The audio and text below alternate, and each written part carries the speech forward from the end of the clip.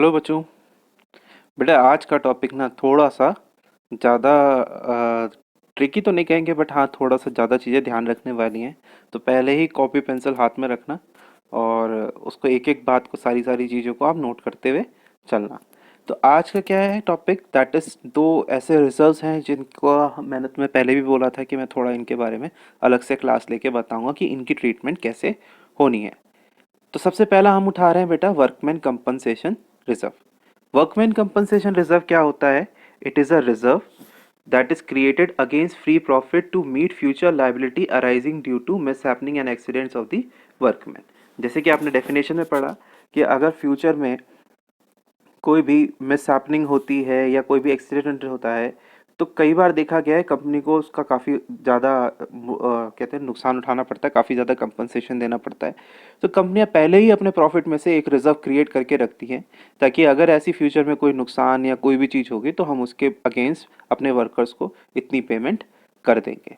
तो that is called workman compensation reserve which is created for workmen's compensation.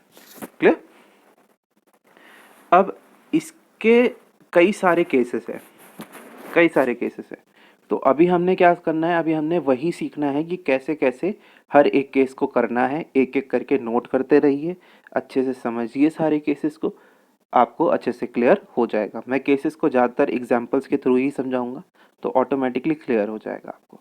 ठीक है बेटा, चलिए स्टार्ट करते हैं आपके केसेस। वर्कमैन कंपनसेशन रिजर्व में तीन सिचुएशंस अराइज हो सकती हैं। वो तीन सिचुएशंस क्या हैं, आप अगर इसको समझ लें ढंग से तो अपने आप सारा का सारा पूरा का पूरा कॉन्सेप्ट क्लियर हो जाएगा। ठीक है। वर्कमैन कंपनसेशन रिजर्व में जो सबसे पहली सिचुएशन जो अराइज होती है वो क्या है? There is no liability against workman compensation. There is no liability for workman compensation. तो अगर कोई भी लाइबिलिटी नहीं है वर्कमैन कंपनसेशन की, इन दैट केस जो जितना आपका रिजर्व है वो सारा का सारा आपका बढ़ जाएगा ओल्ड पार्टनर्स ओल्ड रेशियो के अंदर। ठीक है। अगर कोई भी लाइबिलिटी नहीं है तो जो सारा का सारा वर्कमैन कंपनसेशन रिजर्व का पैसा है वो सारा का सारा आप डिस्ट्रीब्यूट कर देंगे ओल्ड पार्टनर्स ओल्ड रेशियो में। तो ये आपका पहला ट्रीटमेंट हो गया। मतलब आपको क्वेश्चन में तो workman compensation reserve balance sheet में तो दे रखा था, बट नीचे जो एडजस्टमेंट्स थी उसमें कोई लाइबिलिटी मेंशन नहीं करी। तो अगर कोई लाइबिलिटी मेंशन नहीं करी कि आपको लाइबिलिटी फॉर वर्कमैन कंपनसेशन इतना निकालना है, इन दैट केस आप सारा का सारा पैसा रिजर्व का जो है वो पुराने पार्टनर्स में बांट देंगे in old PSR. I hope समझ में आ गया आपको। ठीक है। अब इसके बाद इसमें आप एंट्री क्या करेंगे? इसमें आप सिंपल एक एंट्री करेंगे, जो आपका वर्कमैन कंपनसेशन रिजर्व होगा उसको आप क्या कर देना बेटा? डेबिट कर देना और उसको क्रेडिट कर देना ओल्ड पार्टनर्स के कैपिटल अकाउंट में। ओल्ड पार्टनर के कैपिटल अकाउंट में किस रेशियो में? क्रेडिट ओल्ड रेशियो में, ओल्ड पीएसआर में।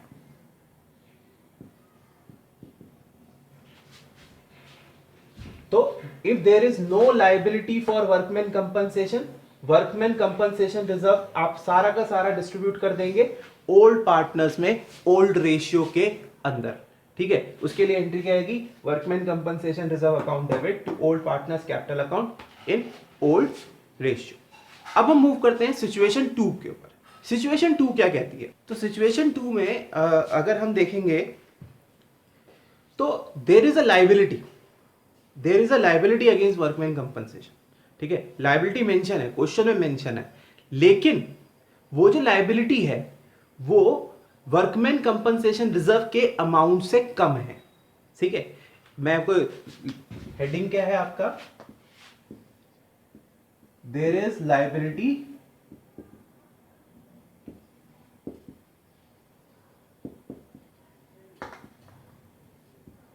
Against workman compensation but less than the reserve.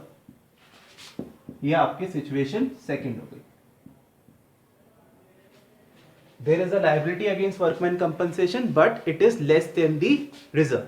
In that case हम क्या करेंगे? इन दैट केस हम बहुत सिंपल क्या करना है, ये जो हमारा वर्कमैन कंपनसेशन है इसकी जितनी लाइबिलिटी है, लेट्स एक एग्जांपल ले लेते हैं कि हमारे पास ये मान लो बैलेंस शीट है, ठीक है, ये आपकी बैलेंस शीट है और इसकी लाइबिलिटी साइड में आपको वर्कमैन कंपनसेशन रिजर्व दिख रहा है 50,000, ठीक है। नीचे आपको एडजस्टमेंट में क्वेश्चन में बता रखा है there is a liability for workman compensation, कि there is a liability for workman compensation for ₹30,000, ठीक है। पार्ट एक चीज याद रखें कि पार्टनरशिप में ए और बी पार्टनर्स हैं और उनके बीच में जो रेशियो था वो 1:1 था। तो अगर ये सिचुएशन होगी तब आप क्या करेंगे? जब ये सिचुएशन होगी तब आप क्या करेंगे? तो ऐसे में आपने पता क्या करना है, आपने बेसिकली आपने क्या करना है, आप देखेंगे कि मैं आपको 1 मिनट इसको मैं मिटा देता हूं। तो ऐसे में आप पता क्या करेंगे, आप जो आपका जितना रिक्वायर्ड अमाउंट है उसको तो आप लाइबिलिटी बना लीजिए। देखिए लाइबिलिटी जब क्रिएट होती है तो क्या होती है, क्रेडिट होती है to liability for workman compensation. कितने की बनानी है? 30,000।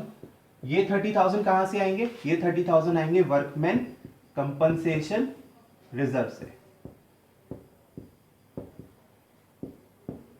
अब बेटा वर्कमैन कंपनसेशन रिजर्व में अभी भी एक्सेस बचा है 20,000, ठीक है। तो जो एक्सेस है उसको आप ओल्ड पार्टनर्स ओल्ड रेशियो में बांट दीजिए। तो जो आपका एक्सेस बचा था workman compensation reserve account debit करिए। देखिए 50,000 का रिजर्व था, 30,000 की लाइबिलिटी बोली थी, 30,000 की लाइबिलिटी बनाई, पैसा कहां से आया? रिजर्व से आया। अभी 20,000 जो रिजर्व में बच गए वो बट जाएंगे ओल्ड पार्टनर्स में। A capital account to B capital account, 20,000 old PSR में। ओल्ड पीएसआर क्या था? अभी मैंने क्वेश्चन में एग्जांपल में दिया था आपको, एग्जांपल क्या दिया था? 1:1। तो ये ओल्ड पीएसआर जो भी होगा, जो भी क्वेश्चन में होगा उसके हिसाब से बढ़ जाएगा। तो बहुत सिंपल करना है, एंट्रीज क्या होनी है? एंट्री बहुत सिंपल होनी है। पहले तो आपने क्या करना है, जितनी आपकी लाइबिलिटी है उसको आप क्या कर देंगे, उसको आप ट्रांसफर कर देंगे। कहां ट्रांसफर कर देंगे? क्रेडिट कर देंगे liability for workman compensation reserve में, और अमाउंट कहां से लाएंगे? वर्कमैन कंपनसेशन रिजर्व से। फिर जो एक्सेस बचेगा, क्योंकि केस हमारा ये है कि लाइबिलिटी तो होगी पर वर्कमैन कंपनसेशन रिजर्व से कम होगी, तो उस केस में जो एक्सेस बच जाएगा, जो एक्स्ट्रा है, वो पुराने पार्टनर्स में ओल्ड रेशियो में बच जाएगा। अभी थर्ड केस ले लेते हैं, when there is a liability and it is more than workman compensation reserve. There is a liability but more than the reserve, जितना रिजर्व का अमाउंट है उससे ज्यादा की लाइबिलिटी है, ठीक है। इन दैट केस कैसे करेंगे? मैं पहले एग्जांपल दे दूं।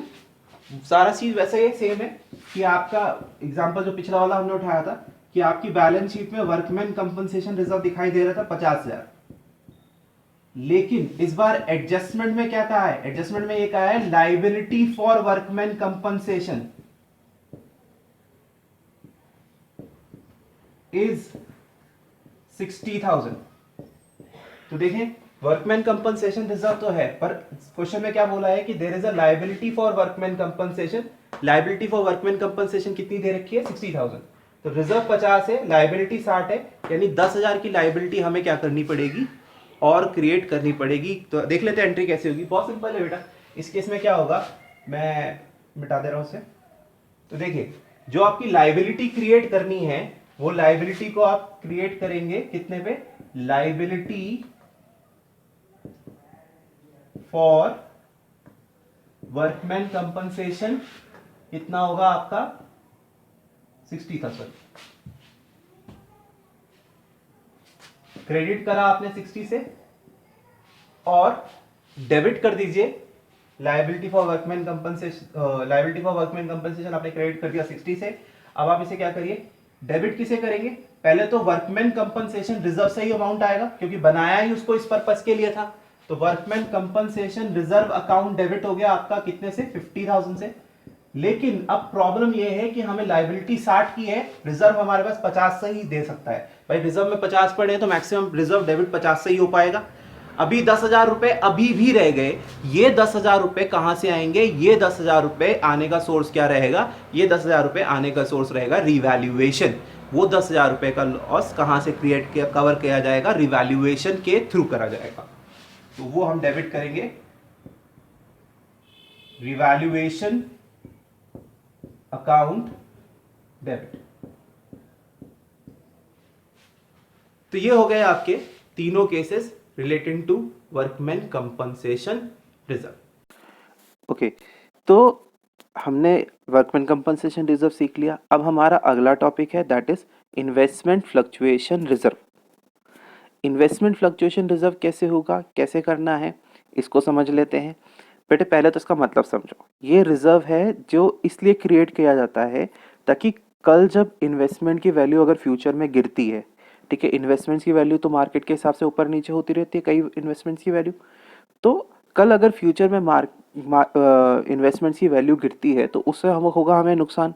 तो हमने पहले ही क्या करा, अपनी इन्वेस्टमेंट की फॉल को मिटिगेट करने के लिए, उस लॉस को मिटिगेट करने के लिए, उस लॉस को पूरा करने के लिए हमने पहले से ही प्रॉफिट से एक हिस्सा निकाल के रख दिया, that is termed as investment fluctuation reserve. उसको हमने एक रिजर्व बना दिया जिसको हमने नाम दिया इन्वेस्टमेंट फ्लक्चुएशन रिजर्व। तो इसका पर्पस क्या है? इसका पर्पस है कि अगर कल फ्यूचर में इन्वेस्टमेंट की वैल्यू गिरती है तो उससे होने वाले नुकसान की भरपाई हम इन्वेस्टमेंट फ्लक्चुएशन रिजर्व से करेंगे। ठीक है, तो ये मतलब समझ में आ गया। अब इसमें भी कई सारे केसेस हो सकते हैं, इसका भी कोई कई अलग अलग तरीके से ट्रीटमेंट होगी अकाउंटिंग। तो एक एक करके चलो अब इसको भी समझते हैं। ठीक है, तो शुरू करते हैं। तो हमारा अगला टॉपिक क्या है? Investment fluctuation reserve. अभी जैसे मैंने उसमें एक्सप्लेन किया कि इन्वेस्टमेंट फ्लक्चुएशन रिजर्व का पर्पस क्या होता है, तो इसमें क्या क्या सिचुएशंस अराइज हो सकती है, तो एक बार देख लेते हैं। पहली सिचुएशन तो ये होगी, there is no change in value of investment, कोई चेंज ही नहीं है इन्वेस्टमेंट की वैल्यू में।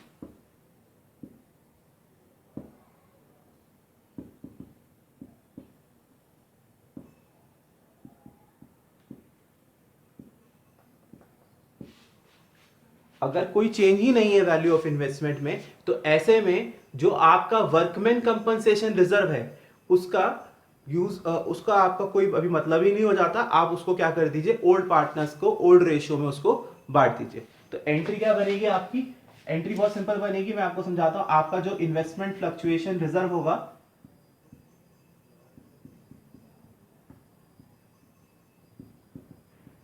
वो डेबिट हो जाएगा और ओल्ड पार्टनर्स के कैपिटल अकाउंट में क्रेडिट हो जाएगा। तो जो एंट्री आएगी वो क्या आएगी? Investment fluctuation reserve account debit to old partners capital account.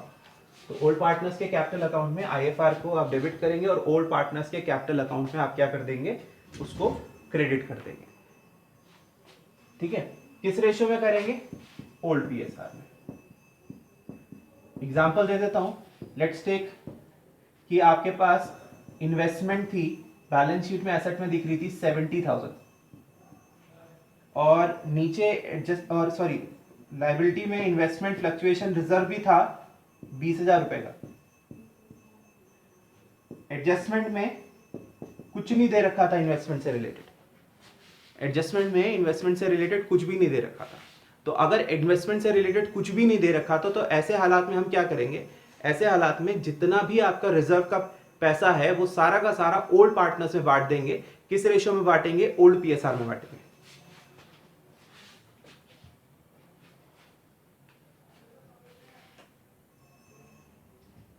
Old PSR में बांटेंगे। तो कितना बांटेंगे? आईएफआर का कितना पैसा है? 20,000 रुपए। 20,000 रुपए हम क्या करेंगे? बांट देंगे ओल्ड पार्टनर्स में। Let's say for example old partners A और बी और ओल्ड पीएसआर 1:1। तो ये बढ़ जाएगा A capital account to B capital account 10,000 10,000। इस तरह से आपका इन्वेस्टमेंट फ्लक्चुएशन रिजर्व बढ़ जाएगा इस केस के अंदर। तो अगर there is no change in value of investment, नीचे एडजस्टमेंट में कुछ भी बता नहीं रखा, इन्वेस्टमेंट की वैल्यू में कोई चेंज नहीं है, तो सारा का सारा रिजर्व उठाओ, ओल्ड पार्टनर्स ओल्ड रेशियो में बांट दो। अब सेकंड केस क्या लेते हैं?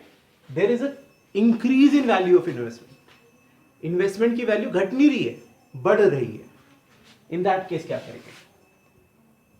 तो there is an increase in value of investment. Investment की वैल्यू आपकी क्या कर रही है? घट नहीं रही है, बढ़ रही है, लेकिन आईएफआर तो बनाया था उसकी घटती हुई वैल्यू को काउंटर करने के लिए। अब देखो तो ऐसे हालात में क्या करना है? बेसिकली जो इन्वेस्टमेंट की वैल्यू इंक्रीज कर रही है उसको तो, उसके गेन को तो आप रिवैल्यूएशन में ट्रांसफर कर दो, और आईएफआर का कोई पर्पस नहीं रह गया, क्योंकि वो तो लॉस को मिटिगेट करने के लिए था, और लॉस अभी हुआ नहीं है। अब नई फॉर्म स्टैब्लिश हो रही है, नई फॉर्म रिकंस्टिट्यूट हो रही है, तो वो जब अगर फिर जरूरत होगी तो वो नए पार्टनर्स फिर मिलके बनाएंगे। तो अभी क्या करना है? सिंपल आपने एक ही लॉजिक लेना है, उसको उठाना है, ओल्ड पार्टनर्स ओल्ड रेशियो में बांट देना है। तो एंट्री कैसी आएगी? एंट्री आपकी आएगी, लेकिन मैं आपको समझा देता हूं। एक तो एंट्री आपकी क्या आएगी? इन्वेस्टमेंट की वैल्यू जो इंक्रीज कर रही है, अब एसेट इंक्रीज कर रहा है तो आपको क्या करना पड़ेगा? इन्वेस्टमेंट अकाउंट आपको डेबिट करना पड़ेगा, और पैसा कहां ट्रांसफर कर दोगे? पैसा ट्रांसफर कर दोगे आप रीवैल्यूएशन अकाउंट के अंदर, ठीक है? उसका जो गेन है वो रिवैल्यूएशन में ट्रांसफर हो जाएगा। देन इसके बाद अब जो आईएफआर था, क्योंकि वो तो डिक्रीज इन वैल्यू को काउंटर करने के लिए था, तो जो आपका आईएफआर है वो सारा का सारा बढ़ जाएगा ओल्ड पार्टनर्स ओल्ड रेशियो में।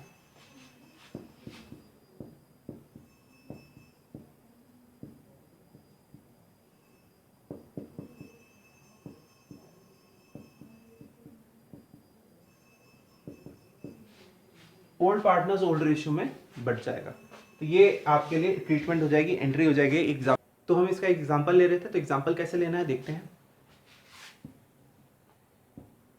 लेट्स टेक, आपको इन्वेस्टमेंट दे रखी है 50,000 की। इन्वेस्टमेंट फ्लक्चुएशन रिजर्व है आपका 60,000 का, सॉरी 60,000 नहीं 6,000 का। इन्वेस्टमेंट फ्लक्चुएशन रिजर्व आपका कितने का है? 6,000 का। और नीचे आपको एडजस्टमेंट में बोल रखा है investment is valued eight, investment की जो हम वैल्यू करेंगे वो हम कितने में वैल्यू करेंगे? Investment is valued eight 55,000 example में, ठीक है? अब इसको कैसे करना है? देखिए वही मानते पुराने partners A B old PSR 1 ratio में। तो इसको हम क्या करेंगे? सबसे पहली बात तो हम यहाँ पे इस बात पे ध्यान देंगे कि हमें इन्वेस्टमेंट की वैल्यू 50 से 55 करनी है, तो इन्वेस्टमेंट की वैल्यू 5,000 रुपये बढ़ानी है। तो जो पहली एंट्री होगी वो ये होगी, इन्वेस्टमेंट अकाउंट डेबिट। इन्वेस्टमेंट आपका अकाउंट क्या हो जाएगा? आपका डेबिट हो जाएगा, और जो रिवैल्यूएशन अकाउंट है वो क्रेडिट हो जाएगा। अब ये डेबिट क्यों हुआ? क्योंकि इन्वेस्टमेंट की वैल्यू आपको क्या करनी है? 5,000 रुपए से बढ़ानी है, 50 की 55 करनी है। तो इन्वेस्टमेंट अकाउंट आपने डेबिट कर दिया 5,000 रुपए से, और रिवैल्यूएशन को आपने क्रेडिट कर दिया कितने से? 5,000 रुपए से। तो ये आपकी एंट्री होगी, investment account debit to revaluation account 5,000। अब इंपॉर्टेंट बात, अब इस आईएफआर का क्या करें? भाई आईएफआर किस लिए था? आईएफआर था आपका, किस लिए था? आपका जो अगर there is a fall in investment, तो हम उसको काउंटर करने के लिए हमने इन्वेस्टमेंट फ्लक्चुएशन रिजर्व बनाया था। बट अब अगर उसकी जरूरत ही नहीं है, इन्वेस्टमेंट की वैल्यू घट नहीं रही है, बढ़ रही है, तो इन दैट केस अभी हम इस आईएफआर की जरूरत, आईएफआर को क्या करेंगे? ओल्ड पार्टनर्स में बांट देंगे। सिंपल उसकी एंट्री क्या आ जाएगी? Investment fluctuation reserve account debit,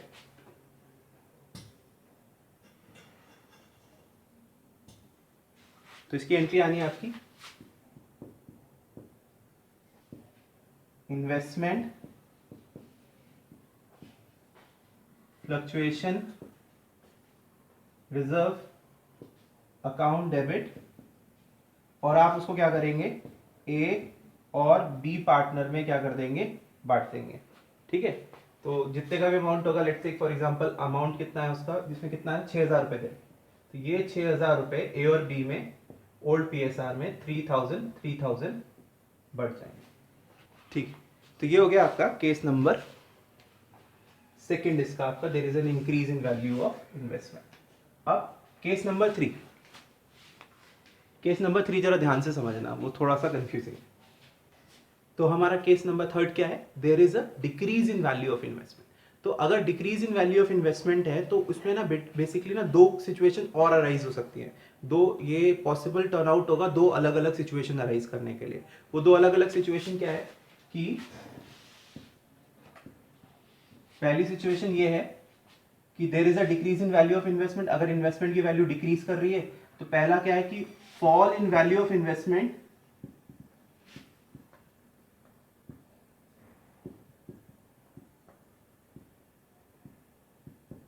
is less than, value of investment में जो फॉल है वो कम है, किससे कम है, इज लेस देन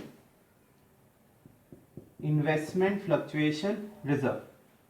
जैसे कि एग्जांपल लेते हैं कि मान लो इन्वेस्टमेंट है आपकी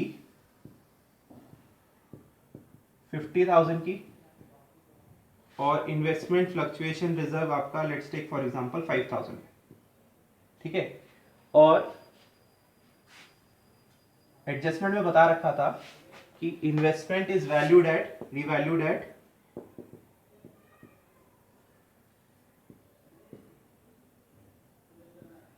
48,000।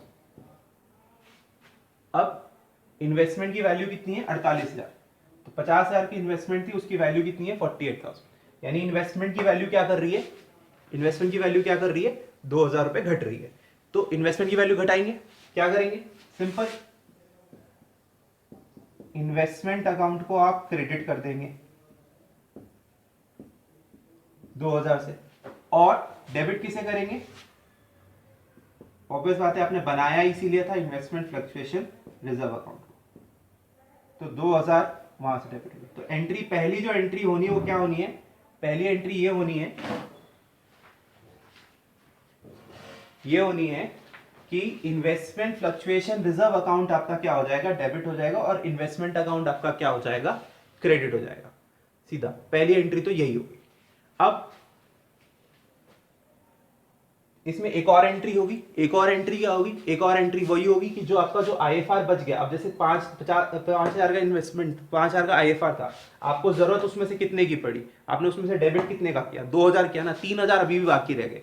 तो आप बस सिंपली क्या करिएगा, वो 3,000 रुपए ओल्ड पार्टनर्स में ए और बी में बांट दीजिएगा। किस रेशियो में बांटेंगे, किस रेशियो में बांटेंगे, ओल्ड पीएसआर में बांटेंगे, ठीक है। तो उसके लिए आपको जो एंट्री, आप उसके लिए एक एंट्री और यहां पे करनी पड़ेगी, वो क्या होगी, जो आपका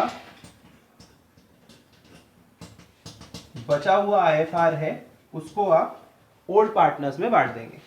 एंट्री रहेगी investment fluctuation reserve account debit 3,000, वो आपके ओल्ड पार्टनर्स में बट गए। लेट्स टेक एग्जांपल, ए और बी पुराने पार्टनर्स थे और उनका जो ओल्ड पीएसआर कितना था 1500। तो बहुत सिंपल है, समझ में आया कि अगर there is a fall in value of investment और वो फॉल जो है, वो जो वैल्यू डिक्रीज कर रही है वो आईएफआर से कम है, तो आपको कोई दिक्कत, आपको क्या करना है, पहले तो इन्वेस्टमेंट की वैल्यू डिक्रीज करनी है जितनी, उतना करिए। डेबिट किसे करेंगे, आईएफआर कर देंगे, क्योंकि सारा अमाउंट अभी आईएफआर की औकात के अंदर है, वो पूरा लॉस खुद झेल सकता है। जैसे इस केस में था 5,000 का आईएफआर था, लॉस 2,000 का हो रहा था, तो 2,000 इन्वेस्टमेंट में जो क्रेडिट हुआ वो सीधे डेबिट हुआ आईएफआर में। अभी भी आईएफआर में लेकिन एक्सेस बच गया है 3,000, उसको क्या करना है, उसको आपको ओल्ड पार्टनर्स ओल्ड रेशियो में बांट देना है, ठीक है। तो ये हो गया fall in value of investment is less then IFR. अभी सेकंड केस क्या होगा, fall in value of investment is more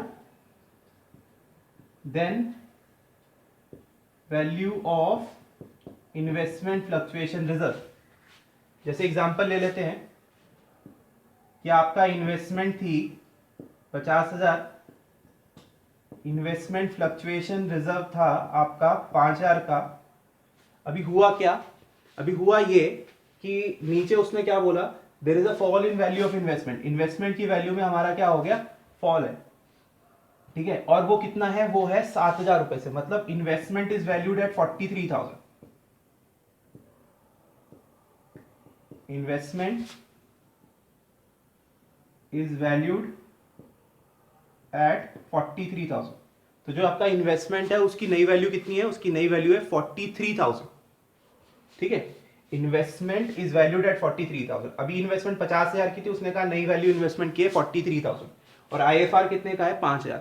in that case आप क्या करोगे? इन दैट केस आप सिंपली एक काम करोगे, मैं इसको मिटा देता हूं।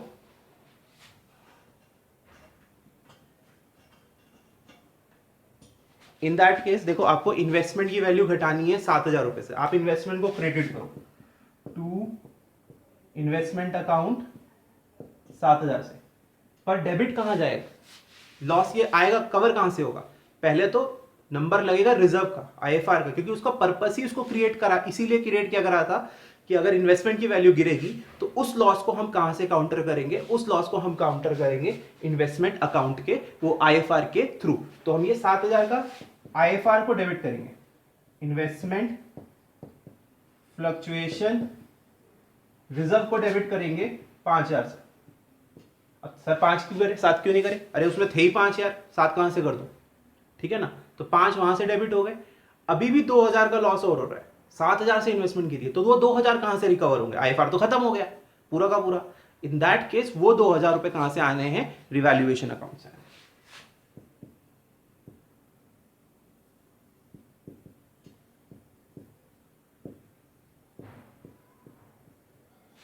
और इस प्रकार से आपकी ये केसेस की एंट्रियां हो जाएंगी। ठीक है, तो आज मैंने आपको दोनों बड़े मेजर टॉपिक कवर करा दिए हैं। अभी भी एक मेजर टॉपिक है, दैट इज प्रोविजन और बैड डेब्ट्स जब साथ में आते हैं तो उनको कैसे करना है, वो कल की क्लास में कवर करेंगे। आज की क्लास के लिए इतना ही। आई होप आपको समझ में आ गया होगा।